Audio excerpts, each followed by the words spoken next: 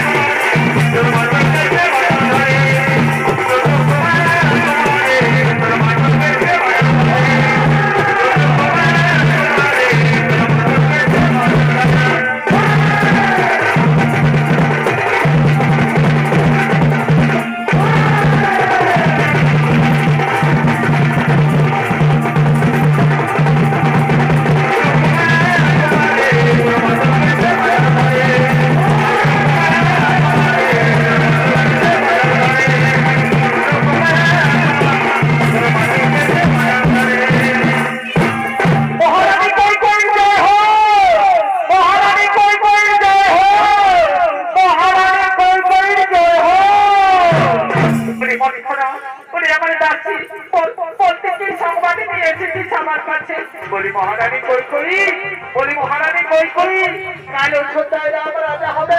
আমি সেই সংবাদ তোমার কাছে নিয়ে এসেছি রানী, আমি সেই সংবাদ তোমার কাছে নিয়ে এসেছি।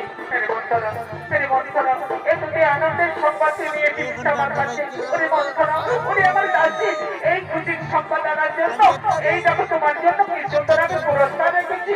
এই পুরস্কার আজ আমি তোমার পুরস্কারে পুরস্কৃত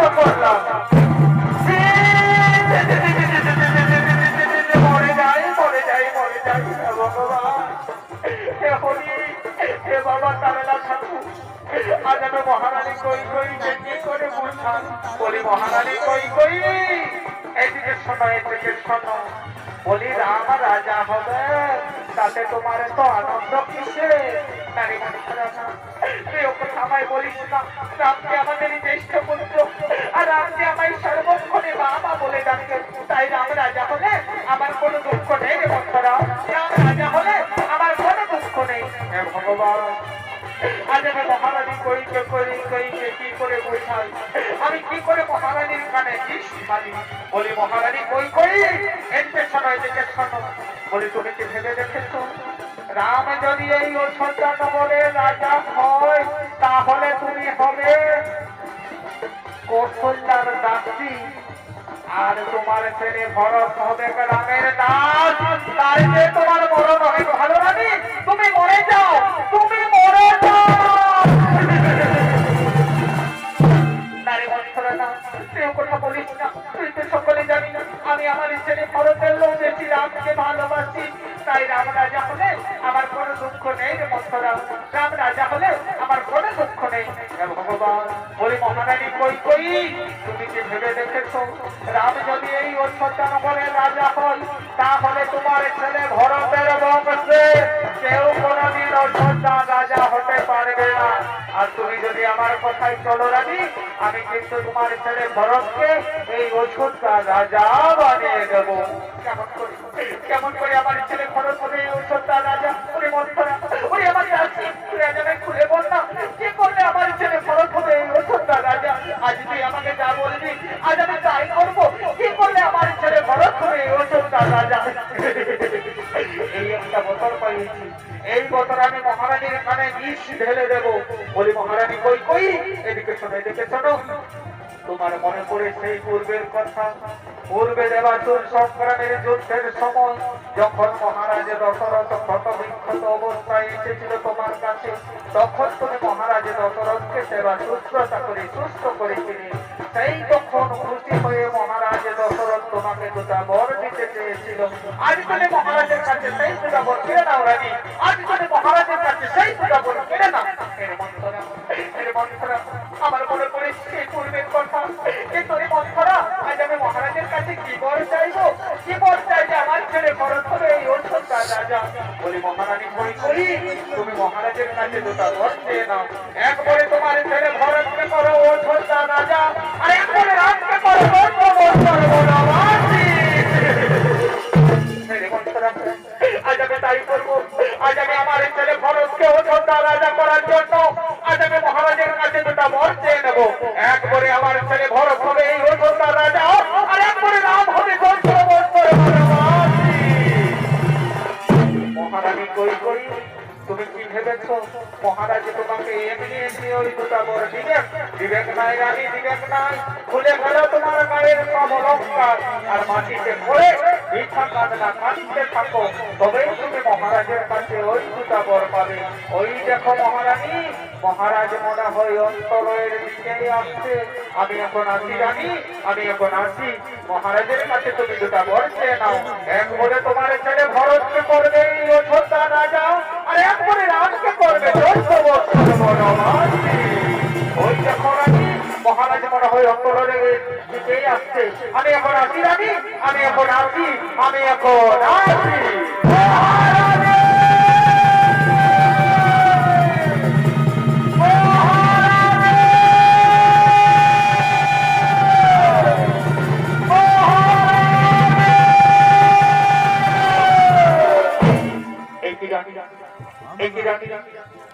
দেখলাম আমি রানী, আজ তুমি সিংহাসন ছেড়ে এইভাবে মাটিতে পড়ে রয়েছ কেন? তোমার কি হয়েছে রানী? আজ তুমি সিংহাসন ছেড়ে এইভাবে মাটিতে পড়ে রয়েছ কেন? আর কেনই বা তোমার সারা শরীরের অলঙ্কার এইভাবে মাটিতে ছিঁড়িয়ে ছড়িয়ে পড়ে রয়েছে? আর কেনই বা তোমার নয়ন দিয়ে অস্ত্র ধারা বইছে? তোমায় কি কেউ করেছে অপমান, নাকি তোমায় কেউ করেছে কোন অসুখ? তোমায় যদি কেউ অপমান করে থাকে রানী, তাহলে তুমি আমাকে বলো রানী, এই মহারাজের দশরথ কথা দিচ্ছে রানী, আমি এক্ষুনি তাকে মৃত্যু দণ্ড দেবো। আমার কেউ করেনি অপমান, আর আমার করেনি কোন অসুখ। আজ আমি নিজের জায়গায় বলতে চাই রাজা, তুমি এই কই কইকে বাধা দিও না রাজা, তুমি এই কই কইকে বলতে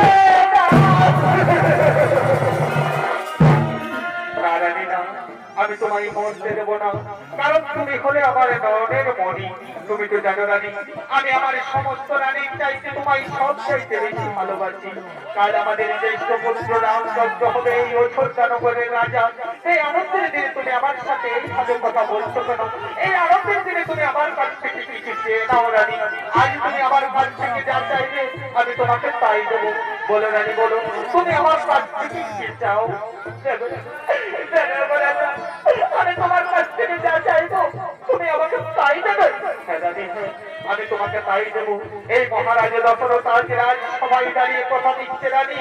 আর যদি আমার মুখের কথায় বিশ্বাস না হয়ে রানী, তাহলে এই মহারাজ দশরথ আমার ছেলে রামের নামে খবর করে কথা দিচ্ছে রানী।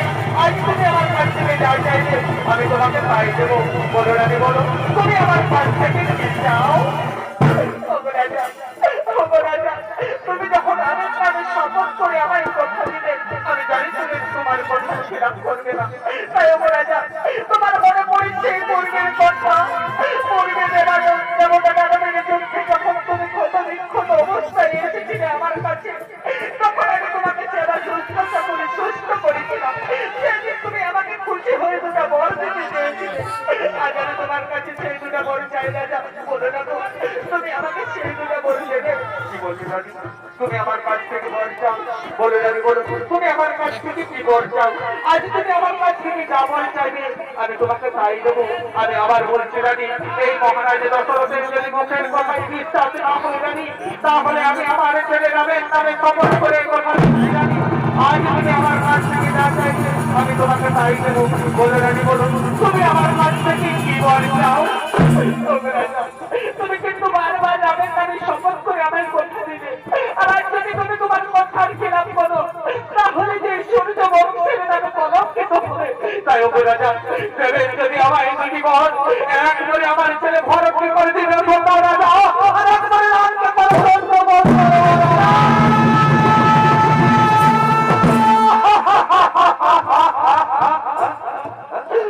তুমি কি কথা আমায় শোনালে রানী? তুমি কি কথা আমায় শোনালে রানী? ভরত হবে অযোধ্যা রাজা, আমার যে রাম হবে 14 বছর বনবাস। তারানি না, এ হতে পারে না রানী,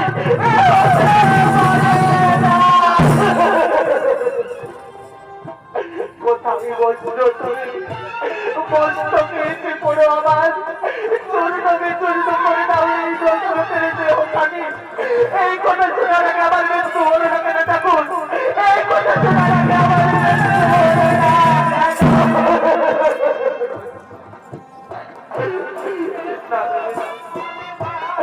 তুমি আমার কাছ থেকেও বলছি না রানী, যদি প্রয়োজন হয় রানী তুমি এই দশরথের জীবন নিয়ে নাও রানী, কিন্তু তুমি আমার কাছ থেকে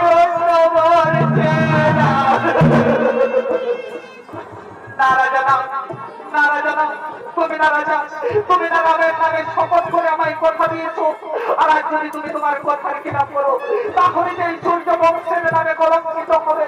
তাই যাবে যদি আমায় দুটি বর, এক করে আমার ছেলে ভরতকে করো অযোধ্যা রাজা, আর এক করে রামকে করো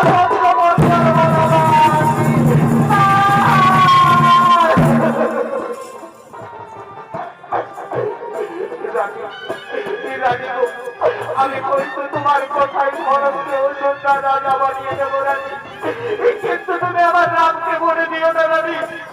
রাম বিনা যে দশরথ রাজা বাঁচবে না রানী, রাম বিনা যে দশরথ রাজা বাঁচবে না। কোথায় আমি পুত্র রাম, তুই একটি বারে দেখা দে বাবা। রাম রাম রাম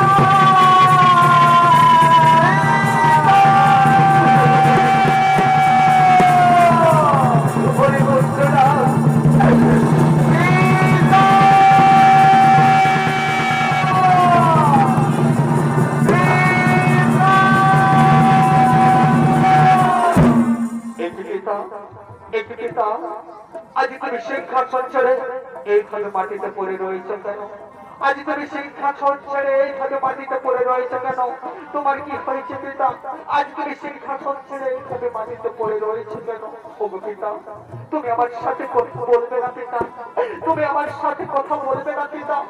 আমি কি কিছু অন্যায় করেছি পিতা? আমি যদি কিছু অন্যায় করে থাকি তাহলে তুমি আমার আমায় শাস্তি দিন পিতা, কিন্তু এভাবে আমার থেকে মুখ ফিরিয়ে নেবেন না। ওগো মাতা, ওগো মাতা, ওগো মা, আমার জীবন জননী, আমার পিতার কি হয়েছে মা? আজ আমার পিতা এইভাবে মাটিতে পড়ে রয়েছে কেন? আজ আমার পিতা আমার সাথে কথা বলছে না কেন মা? বলো মা, বলো, আমার পিতার কি হয়েছে তুমি আমাকে একটিবার খুলে বলো।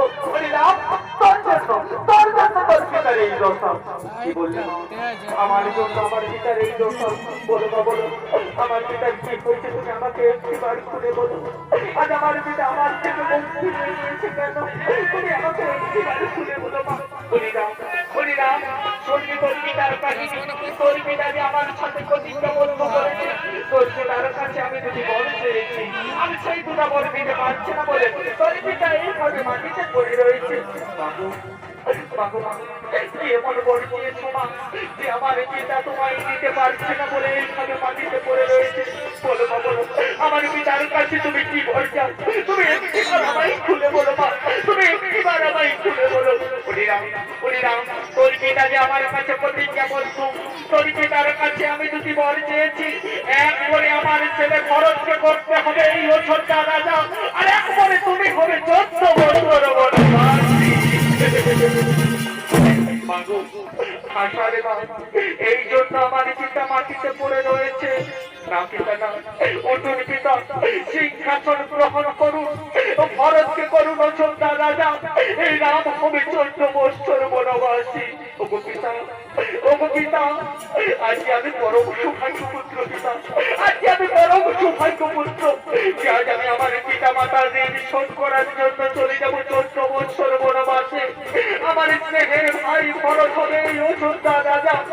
এত যে আনন্দের সংবাদ পিতা। পিতা, সিংহাসন গ্রহণ করুন, ভরতকে করুন অযোধ্যা রাজা, এই রাম হবে 14 বছর বনবাসী। ওগো মাতা, তুমি চিন্তা করো না মা, আমি এক্ষুনি ছুটে যাবো মা। মাতা কৌশল্যা, মাতা সুমিত্রার কাছ থেকে আশীর্বাদ নিয়ে ভাই লঙ্কন এবং প্রিয়তমা জানকীকে সঙ্গে নিয়ে আমি চলে যাবো 14 বছর বনবাসে মা। আমি চলে যাবো 14 বছর বনবাসে।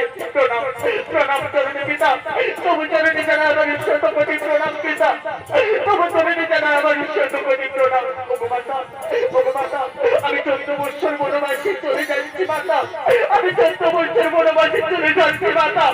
বিদায় পিতা, বিদায় মাতা, বিদায় অযোধ্যা।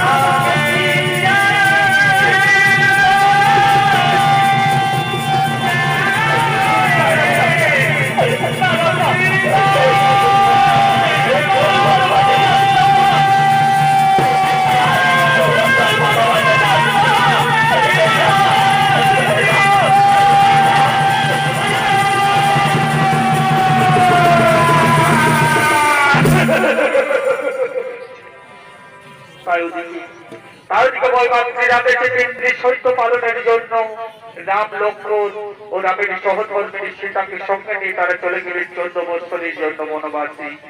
আরো দিকে সেই সংবাদ মহারাজ দশরথে জানতে পেরে পুত্র শোকে মহারাজ দশরথের হায় রাম করতে করতে মৃত্যু হলো। আরো দিকে রাম লক্ষ্মণ ও সীতা আজ তারা অযোধ্যা নগরী ছেড়ে আজ ধীরে ধীরে চিত্রকূট পর্বতের দিকে করেছে আগমন। রাজার বেটা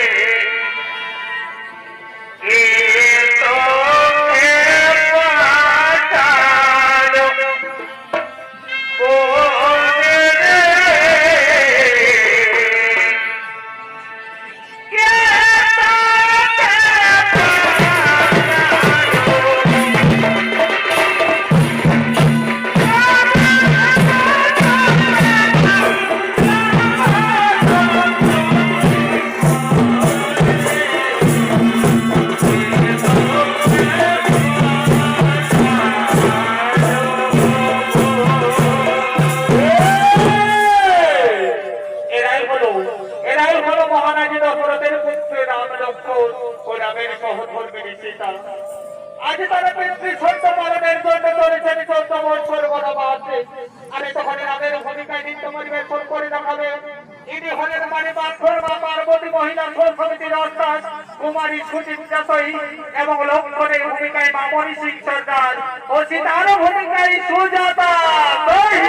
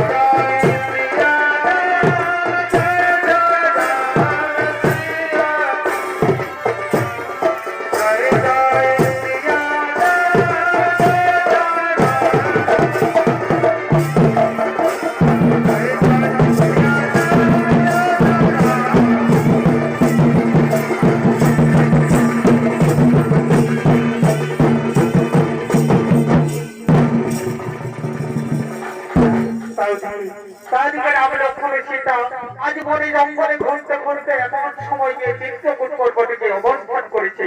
আরদিকে মহারাজা দশরথ রাজার আর দুই পুত্র ভরত ও শত্রুঘ্ন আজ তারা তার মৃত্যুর সংবাদ নিয়ে রাম লক্ষ্মণকে ফিরিয়ে নিয়ে যাওয়ার জন্য চিত্রকূট পর্বতে করেছে আগমন।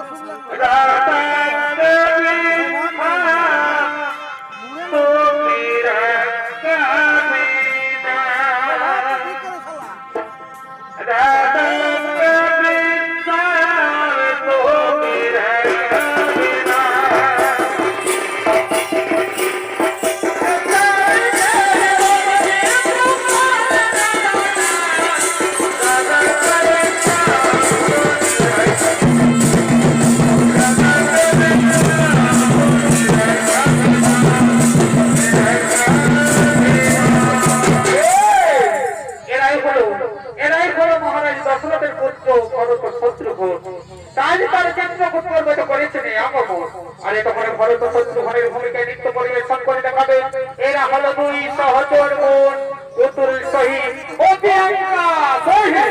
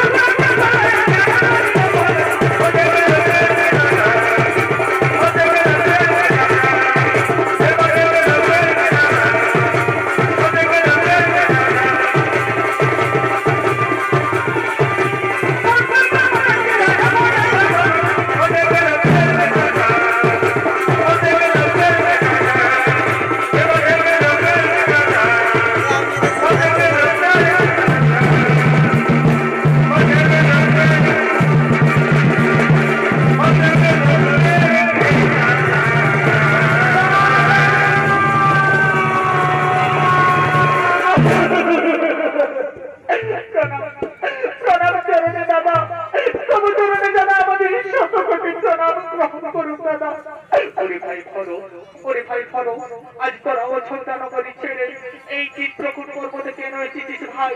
আজ তোরা অযোধ্যা নগরী ছেড়ে এই চিত্রকূট পর্বতে কেন এসেছিস ভাই? দাদা দাদা আমাদের অযোধ্যা আর অযোধ্যা নগরী নেই দাদা, আমাদের অযোধ্যা অন্ধকার হয়ে গেছে দাদা, আমাদের অযোধ্যা শ্মশান হয়ে গেছে।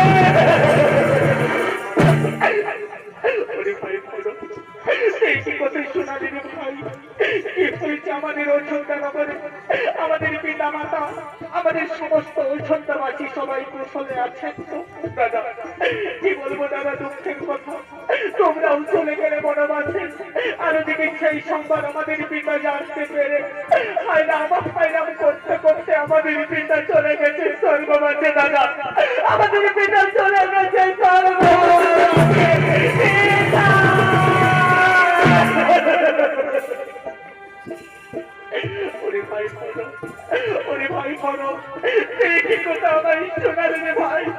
আমাদের পিতা আমাদের ছেড়ে চলে গেছে স্বর্গবাসে। না ভাই না, এ হতে পারে না, আমাদের পিতা আমাদের ছেড়ে স্বর্গবাসে যেতে পারে না। পিতা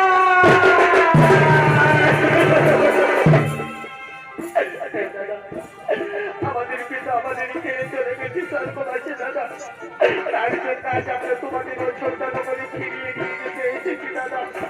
তোমরা আমাদের সাথে অযোধ্যা নগরে ফিরে চলো দাদা, তা না করে কিন্তু এই বরস্তারি জীবন রাখবে না দাদা, এই বরস্তারি জীবনই শেষ করে দেবে দাদা, এই বরস্তারি জীবনই শেষ করে দেবে।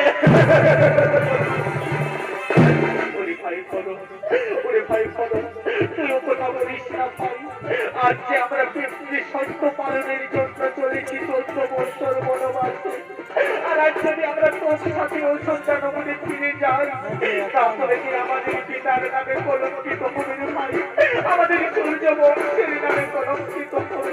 তার সাথে তুই আমার আদেশে অযোধ্যা নগরে ফিরে যা ভাই, তুই আমার আদেশে এক্ষুনি অযোধ্যা নগরে ফিরে যা ভাই।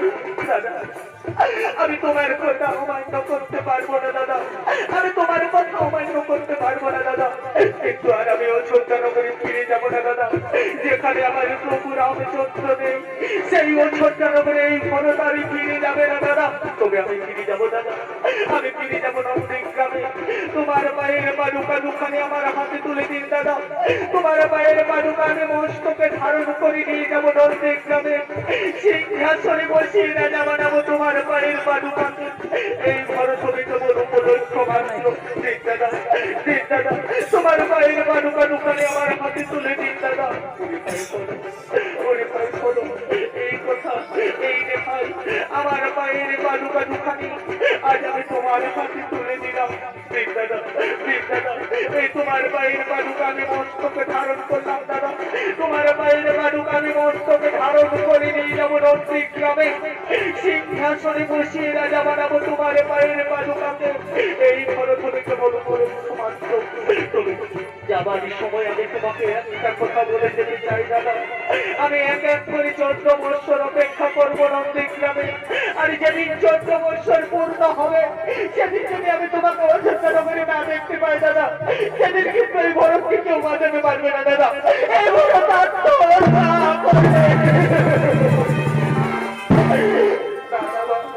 ও কথা বলিস না, আত্মহত্যা যে মহাপাপ, আমি তোমাকে কথা দিলাম এক এক করে যেদিন আমার 14 বছর বনবাস জীবন পূর্ণ হবে সেই দিন এই রাম নিশ্চয়ই ফিরবে অযোধ্যায়। তুই এখন আমার আদেশে অযোধ্যা নগরে ফিরে যাও ভাই, তুই আমার আদেশে অযোধ্যা নগরে ফিরে যাও ভাই। দাদা আমি চলেই যাচ্ছি দাদা, আমি চলেই যাবো, চলেই যাবো, চলেই যাবো। বিদায় দাদা, বিদায় দাদা, বিদায় দাদা।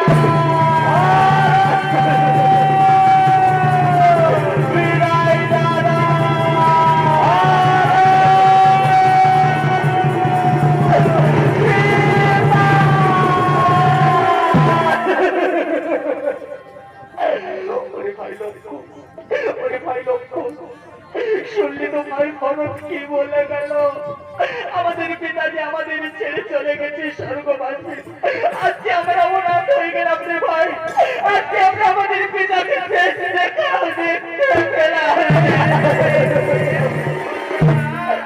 কিন্তু রে ভাই লক্ষ্য, প্রতিটি পুত্রের কর্তব্য হলো তাদের পিতার পিণ্ড দান করা। কিন্তু আজ আমরা আমাদের পিতাকে কিসের পিণ্ড দান করবো? আজ যে আমাদের কাছে কিচ্ছু নেই ভাই, আজ যে আমরা মনির ভিখারি, আজ আমরা আমাদের পিতাকে কিসের পিণ্ড দান করবো? ওরে ভাই লক্ষ্য, ওরে ভাই লক্ষ্য, এসো ভাই, আজ আমরা দু ভাই মিলে এই চিত্রকূট পর্বতে যত মনি ঋষিদের দ্বারে দ্বারে ছুটে যাবো ভিক্ষা করতে। আমি যা কিছু ভিক্ষা পাবো তা দিয়ে আমরা আমাদের পিতার পিণ্ড দান করবো ভাই, তা দিয়ে আমরা আমাদের পিতার পিণ্ড দান করবো। দাদা, আর আমরা জেনে করবো না, আমরা এক্ষুনি ছুটে যাবো এই চিত্রকূট পর্বতে, এই অরণ্যের মাঝে যত মনি ঋষিদের দ্বারে দ্বারে গিয়ে ভিক্ষা করবো। আর যা কিছু ভিক্ষা পাবো তা দিয়ে আমরা আমাদের পিতার পিণ্ড দান করবো। দাদা, তা দিয়ে আমরা আমাদের পিতার পিণ্ড দান করবো। আর আমরা দেরি করবো না। সীতা, তুমি আমাদের জন্য এই ফাল্গুন নদীর তীরে বসে অপেক্ষা করো সীতা। আজ আমরা এই চিত্রকূট পর্বতে যত মনি ঋষিদের দ্বারে দ্বারে ছুটে যাবো ভিক্ষা করতে। আর যা কিছু ভিক্ষা পাবো তা দিয়ে আমরা আমাদের পিতার পিণ্ড দান করবো। হ্যাঁ প্রভু, হ্যাঁ প্রভু, তোমরা চলে যাও ভিক্ষা করতে, ততক্ষণ আমি তোমাদের জন্য এই ফাল্গুন নদীর তীরে বসে অপেক্ষা করবো। প্রভু, তোমরা চলে যাও ভিক্ষা করতে। আমরা চলেই যাচ্ছি সীতা, আমরা চলেই যাচ্ছি সীতা। বিদায় সীতা, তুমি নিজের খেয়াল রেখো সীতা। বিদায় সীতা।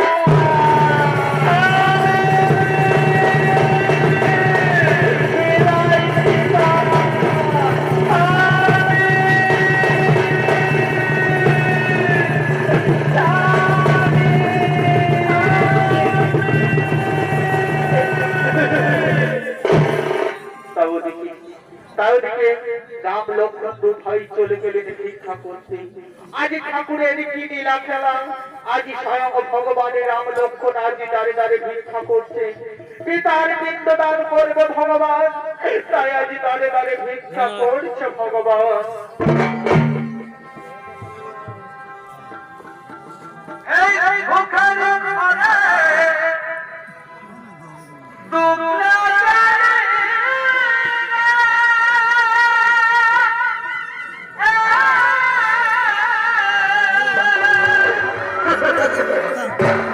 আজ দাঁড়ে দাঁড়ে ভিক্ষা করছে ভগবান, পিতার পিণ্ড দান করবে ভগবান, তাই আজ দাঁড়ে দাঁড়ে ভিক্ষা করছে ভগবান।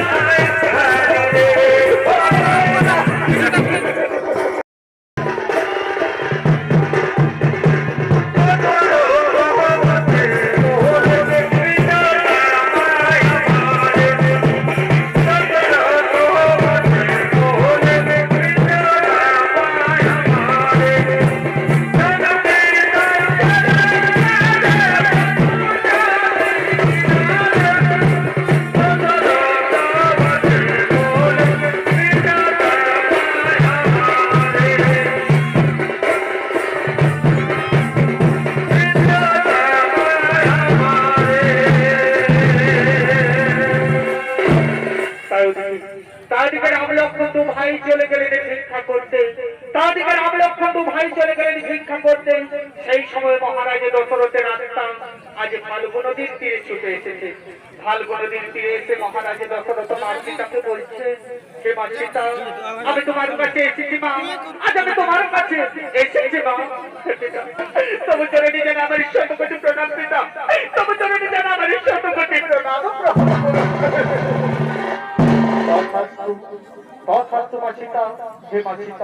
আজ আমার ছেলেরা আমাকে পিণ্ডদান করিনি মা, আজ আমার ছেলেরা আমাকে পিণ্ডদান করিনি মা, তাই যে আমি স্বর্গে যেতে পারি না মা। আমার স্বর্গের দ্বার যে বন্ধ হয়ে রয়েছে। তোমার ছেলেরা গেছে ভিক্ষা করতে, তারা ফিরে এলেই তোমার পিণ্ডদান করবে পিতা। ততক্ষণ তুমি আমার কাছে বসে অপেক্ষা করুন পিতা। তোমার ছেলেরা গেছে ভিক্ষা করতে, তারা ফিরে এলেই তোমার পিণ্ডদান করবে পিতা। ততক্ষণ তুমি আমার কাছে বসে অপেক্ষা করুন পিতা। আমার যে বসে অপেক্ষা করার মতো সময় নেই মা। আমায় যদি ঠিক সময় পিণ্ডদান করা না হয়, তাহলে যে আমি কোনোদিন স্বর্গে যেতে পারবো না মা। আমার স্বর্গের দ্বার যে চিরতরে বন্ধ হয়ে যাবে। আমি এখন কি করবো পিতা? আমি যে কিচ্ছু উপায় খুঁজে পাচ্ছি না পিতা। আমি যে ফিরে দেবো না নারী পিতা, আমি যে কিচ্ছু উপায় খুঁজে পাচ্ছি না। তুমি কেন না মা, তুমি কেন না মা, আমি যে তোমার চোখের জল সহ্য করতে পারছি না।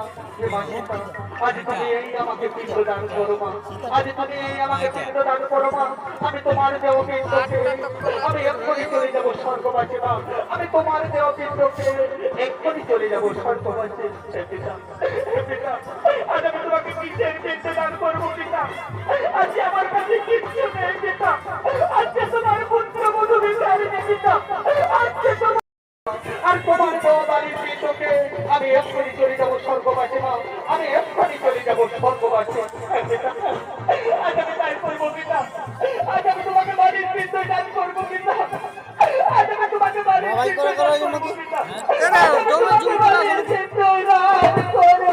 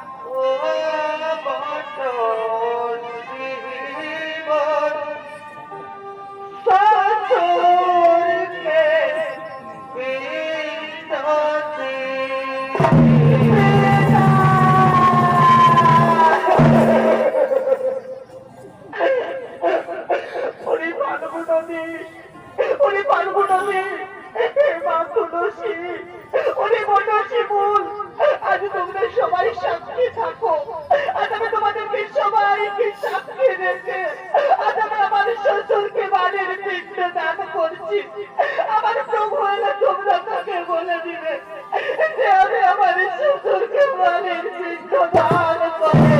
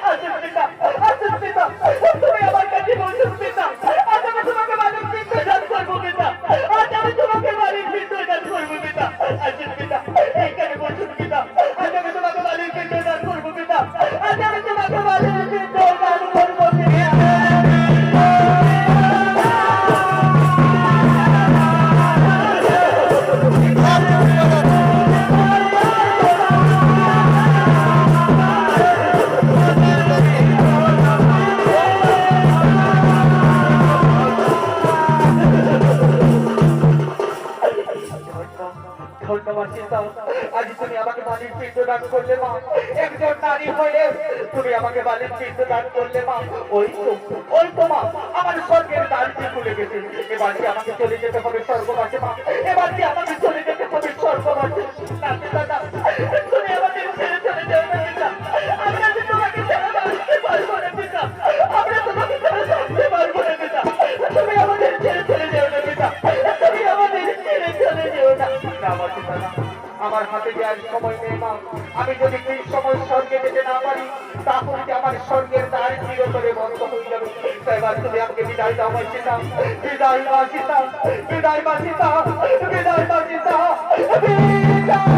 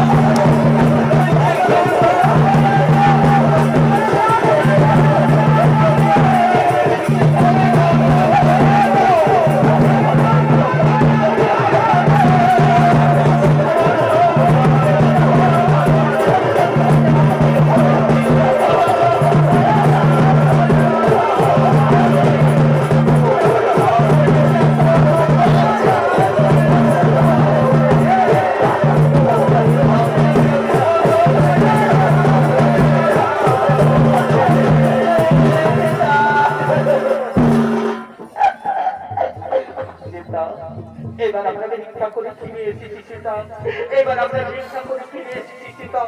এবার আমরা আমাদের পিতার পিণ্ড দান করবো সীতা, এবার আমরা পিতার পিণ্ড দান করবো সীতা। প্রভু, তোমরা তো ভাই চলে গেলে ভিক্ষা করতে, সেই সময় আমাদের পিতা আমার কাছে এসেছিল। আমাদের পিতা আমার কাছে এসে আমাকে বালির পিণ্ড চাইলো, আর আমি তাকে বালির পিণ্ড দান করলাম প্রভু।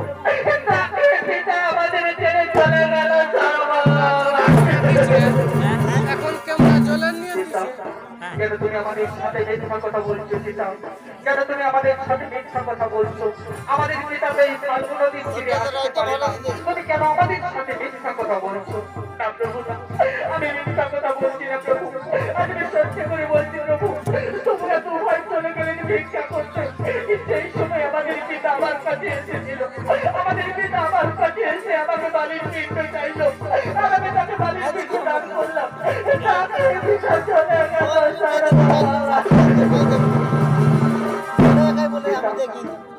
তুমি যে আমাদের পিতাকে বালির পিণ্ড দান করেছো, আর আমাদের পিতা যে খালবো নদীর তীরে এসেছিল, আমি তোমাকে কি করে বিশ্বাস করবো সীতা? তোমার কি কেউ সাক্ষী আছে সীতা? তোমার কাছে কি কেউ সাক্ষী আছে? হ্যাঁ প্রভু, আমার কাছে সাক্ষী আছে প্রভু, আমি সাক্ষী রেখেছি প্রভু। আমার কাছে সাক্ষী আছে স্বয়ং খালবো নদী। ওরে খালবো নদী, তুই তো সব কিছু দেখেছিস। তুই আজ আমার প্রভুকে সত্যি কথা বলে দে। তুই আজ আমার মান রক্ষা কর। তুই আজ আমাকে মিথ্যা আমাদের হাত থেকে রক্ষা কর। ওরে খালবো নদী, তুই আজ আমাদের প্রভুকে সত্যি কথা বলে দে। না সীতা না, আমি কিন্তু মহারাজা দশরথকে এই খালবো নদীর তীরে আসতে দেখিনি।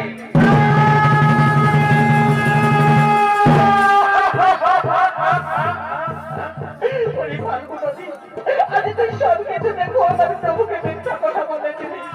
আজ তুই সব কিছু দেখো, আমার প্রভুর কাছে আমাকে মিথ্যাবাদী জানালি। ওরে ফাল্গুনী, এই তো তা যেন তোকে অভিশাপ দেবো। তবে তোর কোনোদিনও উপরে বলবে না, তোর উপর দিয়ে খুব পরিষ্কার পার হবে। তুই থাকবি চির অন্তশীলা হয়ে। এই সীতার অভিশাপ। সীতা, আজ কি তোমার কেউ সাক্ষী আছে সীতা? আজ কি তোমার কেউ সাক্ষী আছে? প্রভু, আমার কাছে আরো সাক্ষী আছে প্রভু, আমার কাছে সাক্ষী আছে। এই শিবলি বৃক্ষ, এই শিবলি বৃক্ষ, তুই তো সব কিছু দেখেছিস বাবা। তুই আজ আমার প্রভুকে সত্যি কথা বলে দে না। তুই আজ আমার মান রক্ষা করো না শিবলি বৃক্ষ। তুই আজ আমার প্রভুর কাছে সত্যি কথা বলে দে। না মানছে তা না, আমি কিন্তু মহারাজা দশরথকে এই ফাল্গু নদীর তীরে আসতে দেখি।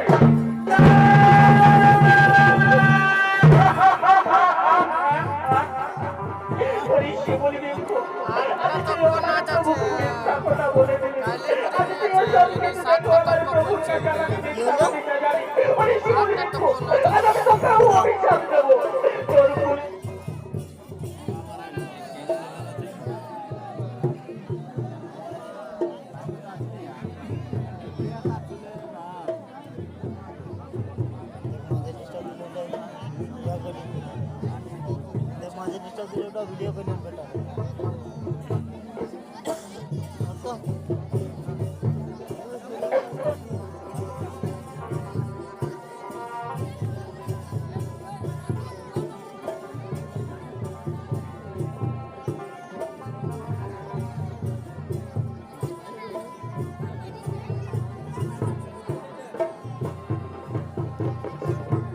হ্যালো হ্যালো, আমি তোকে অভিশাপ দেবো। তোর ফুলের কোনো সুগন্ধ থাকবে না, তোর ফুল কোনো দেবী দেবীর পুজোতে লাগবে না। এই সীতার অভিশাপ। সীতা, আর কি তোমার কেউ সাক্ষী আছে সীতা? আর কি তোমার কেউ সাক্ষী আছে? আমার কাছে আরো সাক্ষী আছে প্রভু, আমার কাছে সাক্ষী আছে। এই মাতা তুলসী, এই মা তুলসী, তুই তো সব কিছু দেখেছিস না। আমি তো তোকেও সাক্ষী রেখে আমি আমার শ্বশুরকে বালির পিণ্ড দান করেছিলাম। সেই কথা তুই আজ আমার প্রভুকে বলে দেবা, সেই কথা তুই আজ আমার প্রভুকে বলে দেবে। তুই আজ আমার মান রক্ষা করবা, তুই আজ আমাকে মিথ্যাবাদীর হাত থেকে রক্ষা। না সীতা না, আমি কিন্তু মহারাজা দশরথকে এই ফাল্গু নদীর তীরে আসতে দেখিনি।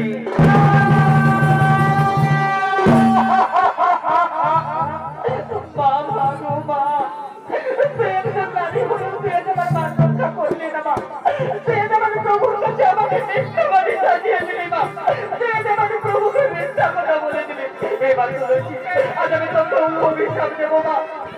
তোর জন্মদিন এখানে সেখানে হবে, তোকে পুরো কেনা করবে। আর এই ফাল্গু নদীর তীরে কোনোদিনও তুলসী গাছ জন্মাবে না মা। এ আমার সীতা, আর কি তোমার কেউ সাক্ষী আছে সীতা? আর কি তোমার কেউ সাক্ষী আছে? আমার কাছে আরো সাক্ষী আছে প্রভু, আমার কাছে সাক্ষী আছে। এই বট বৃক্ষ, ওই বট বৃক্ষ, তুই তো সব কিছু দেখেছিস বাবা। আমি তো তখন সাক্ষী রেখে আমি আমার শ্বশুরকে বাড়ি বৃক্ষ দান করেছি। সেই কথা তুই আজ আমার প্রভুকে বলেছে। ওরে বট বৃক্ষ, সেই কথা তুই আজ আমার প্রভুকে বলে। ওঠো মা সীতা, তোমার সীতা বলছো চোখের জল। এবার সীতা আমি বটবৃক্ষ, আমি জীবনেও কোনোদিন মিথ্যা কথা বলি না মা, আর আজকেও মিথ্যা কথা বলবো না। হে প্রভু রামচন্দ্র, হে প্রভু রামচন্দ্র, তোমরা দু ভাই যখন চলে গেলে ভিক্ষা করতে, সেই সময় মহারাজের দশরথের আত্মা এই ফাল্গুন নদীর তীরে এসেছিল। মহারাজ দশরথের আত্মা এই ফাল্গুন নদীর তীরে এসে মা সীতাকে বালির তীর্থ চাইল, আর মা সীতা তক্ষণি তাকে বালির তীর্থ দান করলেন। তাকে মহারাজ দশরথ তক্ষণি চলে গেলেন স্বর্গবাসে।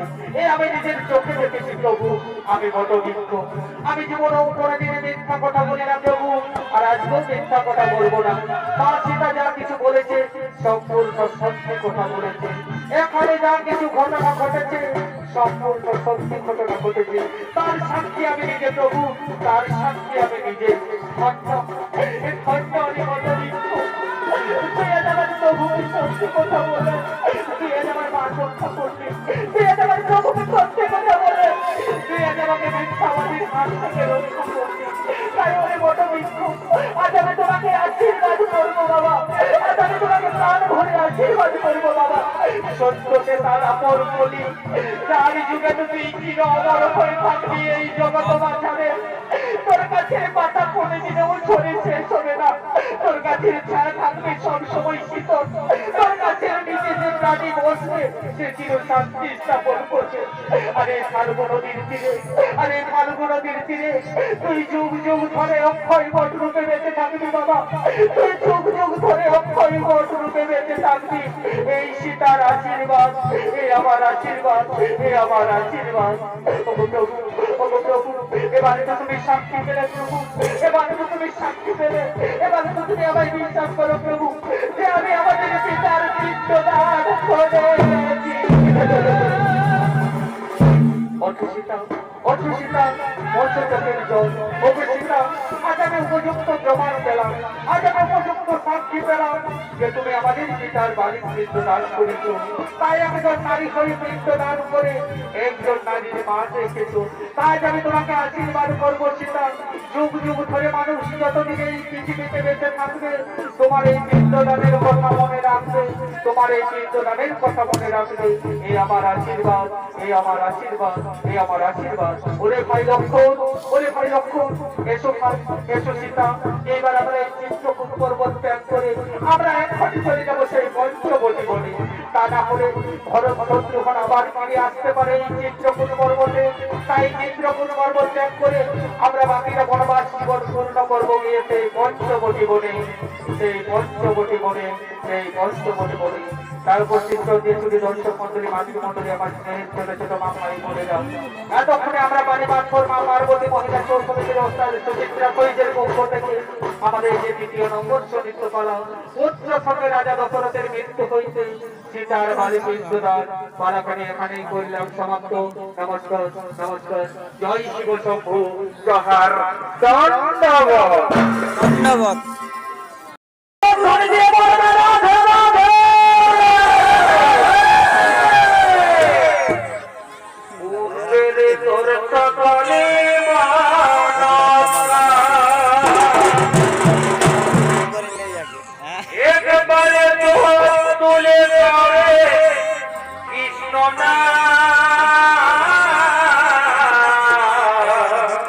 জয় রাধে, জয় রাধে, জয় রাধে।